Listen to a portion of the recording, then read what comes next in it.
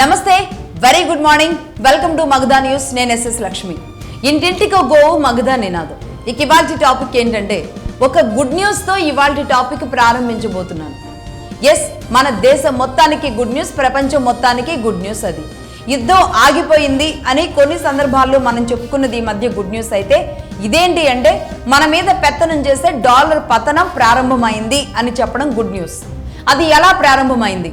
సరిగ్గా యుద్ధం మొదలైన 5వ రోజు 6వ రోజు డేట్తో సహా మగధా న్యూస్ ఒక వీడియో చేయడం జరిగింది. యుద్ధం తర్వాత ప్రపంచంలో జరగబోయే 6 పరిణామాలు అని చెప్పడం జరిగింది. ఏంటి అంటే, అసలు అమెరికా చేసిన యుద్ధాల హిస్టరీ కూడా మనం ఒక ఎపిసోడ్ చేసాం. ఏ యుద్ధంలో ఎక్కడెక్కడ ఏ దేశంలో రెజ్యూమ్ చేంజ్ చేయడానికి తను కుట్రలు పన్నింది, అలాగే తాను ఏమీ చేయలేక చతికిల ఎలా పడింది, అనేక విషయాలను చెబుతూనే ఇంకొన్ని విషయాలు అంటే యుద్ధం తరువాత ప్రపంచంలో జరిగే 6 పరిస్థితులు పరిణామాల్లో బ్రిక్స్ కరెన్సీ ఎలా ప్రభావంలోకి రాబోతుంది, డాలర్ పతనం, ముఖ్యంగా పెట్రో డాలర్ పతనం ఎలా పడిపోబోతుంది, అమెరికా పెత్తనానికి ఇంకా నూకలు చెల్లే రోజులు దగ్గర పడబోతున్నాయి. దాంతో పాటుగా గల్ఫ్ దేశాలు కూడా పూర్తిగా అమెరికాకి దూరం జరిగే పరిస్థితులు కూడా రావచ్చు. ఎందుకంటే ఇదే గల్ఫ్ దేశాలని వాడుకుని అమెరికా వాళ్ళ చమురును వాడుకుని వ్యాపారం చేస్తూ వాళ్ళ దగ్గర వాళ్ళ ప్రొటెక్షన్ కోసం నేను మిమ్మల్ని కాపాడుతున్నాను అంటూ వాళ్ళని ఆర్థికంగా కూడా మళ్ళీ వాళ్ళ దగ్గర లాభం పొందుతూ ఇదే పెట్రోల్ డాలర్తో ఇదే పెట్రోల్ అమ్ముతూ ఈ డాలర్తో అంటే ఒక రకంగా డాలర్ని అమ్ముతూ ప్రపంచం మీద వ్యాపారం చేస్తున్న అమెరికా ఖచ్చితంగా తన పొగరు దిగే రోజు ఈ యుద్ధం ముగిసే లోపు వస్తుంది అని మనం ఏదైతే చెప్పామో అది సరిగ్గా 2 రోజుల క్రితమే జరిగింది. నిజానికి ఈ విషయాన్ని కూడా మనం చెబుతూనే ఉన్నాం. నాటో దేశాలు ఎప్పుడైతే అటు ఫ్రాన్స్ కానీ ఇలాంటి నాటో దేశాలు యూకేతో సహా ఎప్పుడైతే అమెరికాతో డిఫర్ అవుతూ వచ్చాయో, ముఖ్యంగా గల్ఫ్ దేశాల్లో కూడా అనేక ఇబ్బందులు ఎదుర్కొన్నాయి. ఎందుకంటే ఆర్మీ బేసులు గల్ఫ్లో పెట్టుకోవడం వల్ల ఇప్పుడు అమెరికా ఏ దేశంతో యుద్ధం చేయాలనుకుంటున్నా సరే గల్ఫ్లో ఉన్న ఆర్మీ బేసులు, అలాగే గల్ఫ్కు సంబంధించిన ఆర్థిక నష్టాలు, అలాగే ఏ క్షణం ఏం జరుగుతుందో అన్న ఒక ప్రాణ భయాలు, ఇవన్నిటిని కూడా ఎదుర్కోవాల్సి వస్తుంది. ముఖ్యంగా ఇక్కడ ఎందుకు ఇదంతా చెబుతున్నాము అంటే, సరిగ్గా 2 రోజుల క్రితం ఒపెక్లో నుంచి యుఏఈ బయటికి రావడానికి సన్నద్ధమవుతుంది అన్న వార్త దాదాపుగా ఖరారు అయినట్టుగా కూడా తెలుస్తోంది. యుఏఈ ఒపెక్ నుంచి బయటకు వస్తే ఏంటి, ఇది మామూలుగా అందరూ ఒక వార్తగానే చెబుతున్నారు. అసలు ఒపెక్ ఏంటి, యుఏఈ ఏంటి, యుఏఈ బయటికి రావడం వల్ల ప్రపంచానికి గుడ్ న్యూస్ ఏంటి, భారత్కి ఇంకా గుడ్ న్యూస్ ఏంటి, ఇది మనకు అర్థం కావాలి. ఇదేంటి అంటే, ఒపెక్ అంటే organisation of petroleum exporting countries. అంటే ఈ ఒపెక్ అనేది మొత్తం చమురు నిల్వలు ఉన్న దేశాలన్నీ కూడా ఒపెక్లో ఉంటాయి. ఒపెక్ ద్వారా అంటే ఒపెక్ని ఇప్పటి వరకు అమెరికా చేతిలో పెట్టుకుంది. దాదాపుగా 59 ఏళ్లుగా ఈ ఒపెక్ని తన చేతుల్లో పెట్టుకొని ఆయిల్ అమ్మకాలు జరుపుతూ ఉందన్నమాట అమెరికా. ఇప్పటికీ ఒపెక్లో కొన్ని దేశాలు బయటకు వెళ్ళిపోవడం జరిగింది. 1-2 దేశాలు ఇప్పటికే బయటకు వెళ్ళిపోయినాయి. ఇప్పుడు ఇదే ఒపెక్ నుంచి యుఏఈ బయటికి రావడానికి సన్నద్ధమైనట్టుగా తెలుస్తోంది. దాదాపుగా ఖరారు అన్నట్టుగానే సమాచారం. అంటే ఇక్కడ బయటకు వస్తే జరిగే మంచి ఏంటి, ప్రపంచానికి మంచి ఏంటి అనేది ఇక్కడ నేను చెప్పబోతున్నాను. యుఏఈ అంటే యునైటెడ్ అరబ్ ఎమిరేట్స్. మొత్తం 7 కంట్రీస్, 7 ఎమిరేట్స్ ఇందులో ఉంటాయి అన్నమాట. 7 ఎమిరేట్స్ ఉంటాయి. వీటిని 7 సిస్టర్స్ అని కూడా అంటారు. ఏమేంటి అవి? అబుదాబి, దుబాయ్, షార్జా, అజ్మాన్, రస్ అల్ ఖైమా, అలాగే ఉమల్ కువై, ఫుజైరా. ఈ 7 ఎమిరేట్స్ అనేవి యుఏఈలో భాగంగా ఉంటాయి. ఈ 7 ఎమిరేట్స్లో కూడా చమురు నిల్వలు అధికంగా ఉంటాయి. ఏ స్థాయిలో అంటే, ప్రపంచానికి సప్లై చేసే దాంట్లో దాదాపుగా 60-70% చమురు నిల్వలు ఈ దేశాల నుంచే, ఈ 7 ఎమిరేట్స్ నుంచి మాత్రమే ప్రపంచ దేశాలన్నింటికీ కూడా వెళుతూ ఉంటాయి. మరి ముఖ్యంగా అమెరికా అండ్ యూరప్ దేశాలకి అత్యధికంగా చమురు, గ్యాస్ వాడేది, ఎనర్జీ అంతా కూడా ఈ దేశాల నుంచి, ఈ ఎమిరేట్స్ నుంచి, యుఏఈ నుంచి వెళుతుంది. ఇప్పుడు ఒపెక్ నుంచి గనక బయటకు వచ్చింది అంటే యుఏఈ అంటే అమెరికా డాలర్తో అమ్మే అవసరం లేదు యుఏఈకి. అంటే తను ఎందుకు బయటకు వస్తుంది అంటే, చెప్పడానికి తాను సొంతంగా ఒక వ్యాపారం చేసుకోవడానికి సిద్ధమవుతున్నాను అనేది అమెరికాకి చెప్పేస్తుంది ఒక రకంగా. అంటే తాను సొంతంగా వ్యాపారం చేసుకోవడానికి సిద్ధమైంది. తాను సొంతంగా వ్యాపారం చేసుకుంటే ఎలా చేసుకుంటుంది? ముఖ్యంగా ఇక్కడ అమెరికా పెత్తనం అంటే మధ్యలో ఏమంటారు, డైరెక్ట్గా చెప్పాలంటే మధ్యలో బ్రోకర్ లాగా ఉన్నది ఎవరు అంటే అమెరికా మధ్యలో ఉండి ఈ కాంట్రాక్టర్ లాగా ఇలా అమ్ముతూ ఉంది, తన డాలర్లని పెంచుకుంటూ ఉంది. యుఏఈ దగ్గర ఆయిల్ తీసుకుంటుంది. అసలు ఎక్కడ ఒక రిఫైనరీ కానీ దేనికి అమెరికాకి సంబంధం ఉండదు. కేవలం అమెరికాలోని కంపెనీలు మాత్రమే యుఏఈలో ఉన్న చమురు నిల్వల్ని బయటకు తీయడానికి ఉపయోగిస్తాయి. 2 రకాలుగా ఈ యుఏఈ మీద అమెరికా ఆధిపత్యం కొనసాగిస్తూ ఉంటుంది. ఏంటి అంటే డబ్బు. అంటే ఒకప్పుడు ఈ దేశాలు అంత ఖర్చు పెట్టుకోలేకపోయాయి కాబట్టి టెక్నాలజీని వాడి ఆ చమురుని మేము బయటకు తీస్తాము, దానికి అయ్యే ఖర్చు మేము పెట్టుకుంటాం, అలాగే ఆ పెత్తనం కూడా వాళ్ళకే ఉండేలాగా ఆ డీల్ అనేది కుదుర్చుకోవడం జరిగింది. ఎప్పుడు ఇది? దాదాపుగా 1960s and 70s అప్రాక్సిమేట్లీ. అంటే ఇప్పటికి దాదాపుగా ఒక 59 ఏళ్ళు అయ్యింది. అంటే కనుక అరౌండ్ ఆ సమయంలో అమెరికా ఈ ఒప్పందాలు చేసుకోవడం జరిగింది యుఏఈతో. దాంతో ఏమవుతుంది అంటే, ఒకటి అమెరికా ఏం చేస్తుంది అంటే అక్కడి నుంచి చమురు తీసుకుంటూ ఉంటుంది. కంపెనీలు అమెరికాలో ఉంటాయి. ఆ చమురు తోడడం కానీ లేదంటే దాన్ని క్రూడ్ ఆయిల్ చేయడం కానీ దీన్ని తీసుకొని అమెరికా డాలర్ రూపంలో అమ్ముతూ ఉంటుందన్నమాట. దీనిని అమ్ముతూ ఉంటుంది. మిగతా దేశాలన్నింటికీ కూడా డాలర్స్ రూపంలో అమ్ముతూ ఉంటుంది. అలాగే అలా పెద్దదైన అమెరికా తన పెత్తనాన్ని, తన ప్రభావాన్ని ఓవర్గా ఎక్స్ట్రీమ్ లెవెల్కి పెంచేసుకొని ఇక ప్రపంచంలో ఏ కొనుగోళ్లు, ఏ ఆయిల్ కొనుగోళ్లు ఎవరి ద్వారా ఎవరికి జరగాలన్నా అది కేవలం డాలర్ కరెన్సీలో మాత్రమే జరగాలి అనే చట్టాలు అనేవి వచ్చాయన్నమాట. దీంతో అంటే నేనే పెద్ద అని చూయించుకోవడానికి. కాబట్టి ఇక ఆ తర్వాత మనం రష్యా నుంచి కొన్నా లేదంటే ఇంకో దేశం నుంచి కొన్నా డాలర్స్లోనే కొనుక్కోవాలి. కానీ ఇంతకు ముందు నేను చెప్పినట్లుగా మల్టీపోలార్ వరల్డ్ లాంటిది వచ్చింది అంటే కనుక ఏ దేశానికి గౌరవం ఆ దేశానికి ఉంటుంది. ఇప్పుడు యుఏఈ ఆ దేశాల గౌరవాన్ని కాపాడే పొజిషన్లోకి వెళుతుంది. ఎందుకంటే నేరుగా వ్యాపారం ఇప్పుడు యుఏఈ చేస్తుంది. అంటే రష్యాతో వ్యాపారం చేయాలంటే రష్యా కరెన్సీలో చేస్తుంది, ఇండియాతో చేయాలంటే ఇండియా కరెన్సీలో చేస్తుంది. అలాగే ఏ దేశానికి సంబంధించి ఆ దేశంతో తాను వాళ్ళ కరెన్సీతోనే వ్యాపారం చేయడానికి ఇప్పుడు రావాలి. అలా వచ్చినప్పుడు ఏమవుతుంది అంటే అమెరికా పెత్తనానికి ఫుల్ స్టాప్ పడుతుంది. దాంతోపాటు అనేక దేశాలకి ఈ చమురు క్రూడ్ ఆయిల్ ఏదైతే ఉందో క్రూడ్ ఆయిల్ని ఇంకా ఉత్పత్తిని ఇంకా పెంచవచ్చు అన్నమాట. ఉత్పత్తిని పెంచుకోవచ్చు, అలాగే సప్లై కూడా ఎక్కువ చేయొచ్చు. సో ఒపెక్ నుంచి పూర్తిగా యుఏఈ బయటకు వచ్చిన తర్వాత జరిగే అతి పెద్ద మేలు భారతదేశానికే కాదు అనేక దేశాలకి. పర్టికులర్గా భారతదేశం ఎక్కువగా మనం అక్కడ నుంచి తీసుకుంటూ ఉంటాం కాబట్టి దట్టు యుఏఈతో మనకు మంచి సత్సంబంధాలు ఉన్నాయి, మన ఫ్రెండ్లీ కంట్రీ కూడా. కాబట్టి యుఏఈతో మనం రూపాయి ట్రాన్సాక్షన్స్ జరిగినాయి అంటే కనుక ఖచ్చితంగా భారతదేశం ఒక అత్యున్నత స్థానంలో ఉంటుంది. అలాగే పెట్రోల్ డీజిల్ రేట్లు తగ్గుతాయి, అలాగే ఉత్పత్తి పెరుగుతూ ఉంటుంది. ఇది భారతదేశానికి జరిగే మేలు నెంబర్ 1. దాంతోపాటు నెంబర్ 2, డాలర్ పతనం అంటూ మొదలైంది అంటే కనుక డాలర్, ఎందుకంటే పెట్రోల్ డాలర్ తగ్గిపోయిన తర్వాత ఇంకా డాలర్ అవసరం ఏముంటుంది? ఏ దేశం ఇంకో దేశంతో ఎందుకు ఇంకా డాలర్ కరెన్సీతోనే ఎందుకు చేసుకోవాలి? ఆల్రెడీ ఇప్పటికే బ్రిక్స్ దేశాలు ఫామ్ అయి ఉన్నాయి. బ్రిక్స్ దేశాలు నిజానికి 2009లో ఫామ్ అయినప్పటికీ అసలు బ్రిక్స్ దేశాలు అంటే కూడా ఎవరికి తెలియదు. ఎప్పుడైతే మళ్ళీ మోడీ గారు దీన్ని చొరవ తీసుకుని 3-4 సంవత్సరాలుగా దీన్ని యుద్ధ ప్రాతిపదికన బ్రిక్స్ దేశాలన్నింటినీ కూడా ఏకం చేయడానికి కాలికి బలపం కట్టుకొని తిరుగుతున్నారు అనేక దేశాల చుట్టూ. ఈ నేపథ్యంలోనే బ్రిక్స్ అవసరం ప్రతి దేశానికి తెలిసి వచ్చేలా చేశారు. బ్రిక్స్ కరెన్సీని ప్యారలల్ గా డెవలప్ చేయాలి అనే దాంట్లోకి వెళ్లారు. కాబట్టే ఇప్పుడు ఈ బ్రిక్స్ అనేది పుంజుకుంది. బ్రిక్స్ కరెన్సీ ఆవశ్యకత పెరిగింది. డాలర్ తప్ప ఇంకో ప్రత్యామ్నాయం లేనన్ని రోజులు అమెరికా ఆటలు సాగినాయి. ఇప్పుడు యుఏఈ కూడా మొన్నటి దాకా ఏ ఆప్షన్ కూడా లేదు. కానీ ఇప్పుడు యుఏఈ దగ్గర బ్రిక్స్ అనే ఒక ఆప్షన్ ఉంది. బ్రిక్స్ తీసుకొచ్చిన ఇప్పుడు మొత్తం మోడీ గారు తీసుకొచ్చిన ఈ బ్రిక్స్ ఏదైతే ఉందో దీంతో బ్రిక్స్ కరెన్సీ అనేది అనేక దేశాలు, దాదాపుగా ఒక 10 దేశాలు కలిసి బ్రిక్స్ ని రూపొందించుకుంటున్నాయి. కాబట్టి తన ట్రాన్సాక్షన్ డైరెక్ట్ గా బ్రిక్స్ తో చేయొచ్చు, లేదంటే ఏ దేశానికి ఆ దేశంతో తానే స్వయంగా వ్యాపారం చేయొచ్చు. దీంతో అంటే ఈ బ్రిక్స్ అనేది ఆల్టర్నేట్ గా డాలర్ కి ఆల్టర్నేట్ గా తయారు చేయడానికి ఈ 3-4 సంవత్సరాల నుంచి భారత్ పడ్డ కృషి ఏంటో మనందరికీ అర్థం కావాలి.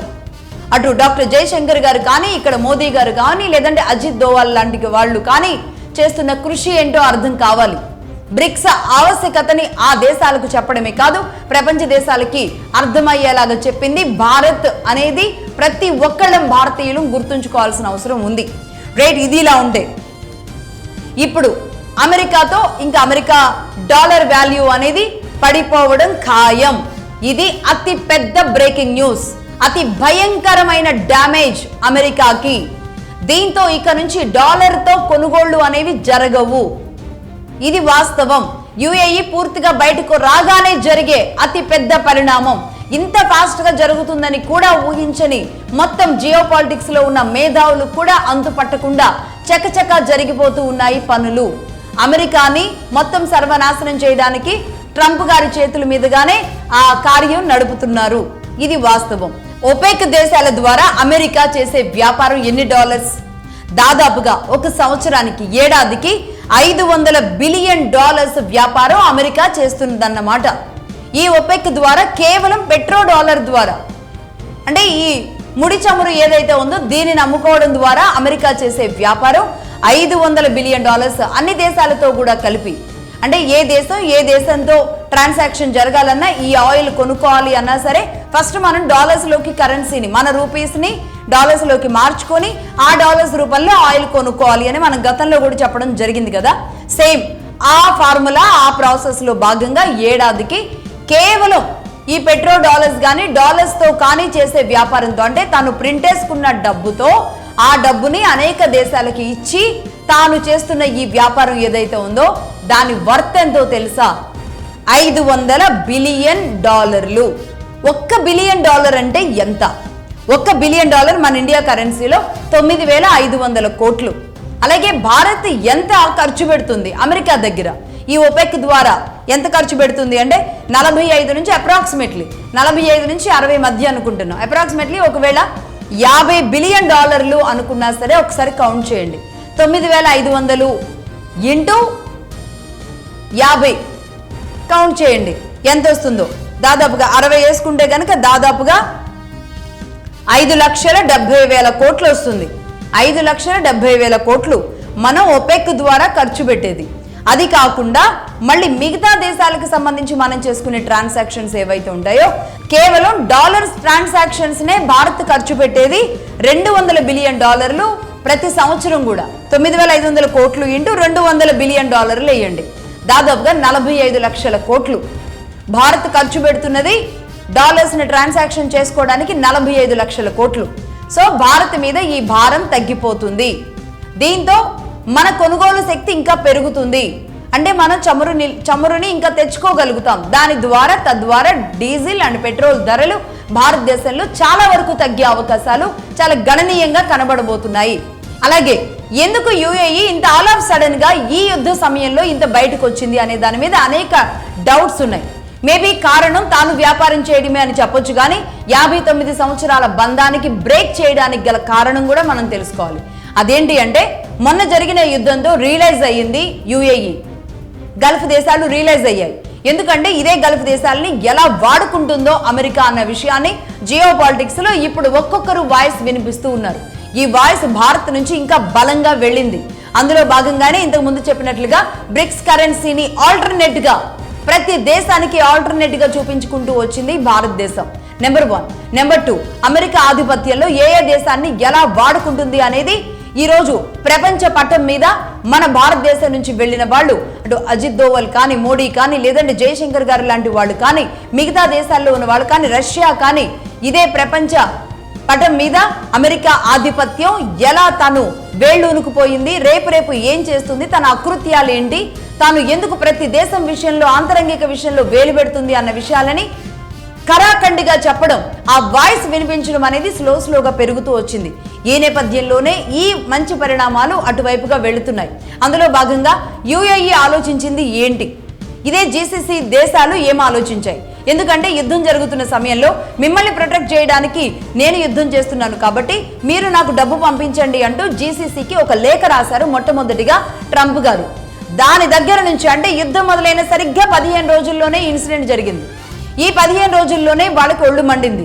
అంటే ఇప్పటికి మాకు ఆర్మీ బేసులు పెట్టుకోవడం ద్వారా కానీ, లేదంటే అనేక రూపాల్లో చమురు ట్రాన్స్పోర్టేషన్ అనేది ఆగిపోవడం ద్వారా కానీ, హర్మూజ్ ఆగిపోవడం ద్వారా కానీ ఇక్కడ మా పనులన్నీ ఆగిపోయాయి, నష్టం జరిగింది. ఈ నష్టాన్ని ఎలా పూడ్చుకోవాలో అర్థం కాని సమయంలో ఇప్పుడు అమెరికా ఇంకా భయంకరంగా దాదాపుగా ఒక $250 మిలియన్ ఏమో డిమాండ్ చేసింది.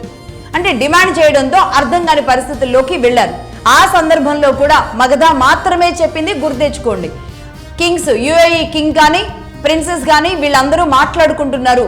యుఏఈ కింగ్స్ అంతా డిస్కస్ చేస్తూ ఉన్నారు లోపల అమెరికా పెత్తనాన్ని అరికట్టాలి అని మనం ఆ రోజే చెప్పడం జరిగింది. ఆ నేపథ్యంలో అప్పటి నుంచి మొదలైన చర్చలు కాస్త ఇప్పుడు తుది రూపానికి చేరుకున్నాయి. ఎలా చేరుకున్నాయి? ఎందుకు అంటే, ఒకటి, ఈ జీసీసీ దేశాల్లో తన ఆర్మీ బేస్లు ఏర్పాటు చేసుకుంది అమెరికా. యుద్ధం చేయాలి అంటే ఎక్కడి నుంచి చేస్తుంది? ఇక్కడి నుంచే చేస్తుంది. ఒకటి. నెంబర్ 2 ఏం చేస్తుంది? వీళ్ళకి నాటో దేశాల్లో మీరు ఉన్నారు కాబట్టి మా దగ్గర భయంకరమైన వెపన్స్, న్యూక్లియర్ బాంబ్స్ అన్ని కూడా మా దగ్గర ఉన్నాయి కాబట్టి, అలాగే సిఐఏ మా దగ్గరే ఉంది, అలాగే America military industrial complex, Bharat మొత్తం ప్రపంచంలోనే అత్యంత బలమైన అమెరికా మిలిటరీ ఇండస్ట్రియల్ కాంప్లెక్స్ మా దగ్గరే ఉంది కాబట్టి FBI మేమే ఉన్నాం, CIA ప్రపంచ వ్యాప్తంగా ఒక వైర్లెస్ కమ్యూనికేషన్ గా ప్రపంచాన్ని కాపాడాలి అంటే CIAనే ఉంది అంటూ ఏదైతే చెప్పుకుంటూ వచ్చిందో అదంతా డొల్లా అనేది ఈ యుద్ధ సమయంలో పూర్తిగా UAEకి, GCC దేశాలకి, ఎమిరేట్స్ కి అర్థమైపోవడం జరిగింది. ఆ నేపథ్యంలోనే వీళ్ళు పక్కకు జరగడానికి సిద్ధపడ్డారు. ఎందుకు అంటే, ఏడాదికి దాదాపుగా $20 బిలియన్ ఈ 7 సిస్టర్స్ ని, ఈ 7 ఎమిరేట్స్ ని అమెరికా కాపాడుతాను అని చెబుతూ ఉండడం ద్వారా వీళ్ళు దాదాపుగా $20 బిలియన్ ప్రతి ఏడాది అమెరికాకి చెల్లిస్తారు. అది కాక అమెరికా కంపెనీలు ఇక్కడికి వచ్చి ఆయిల్ తోడుకొని వ్యాపారం చేస్తూ ఉంటారు.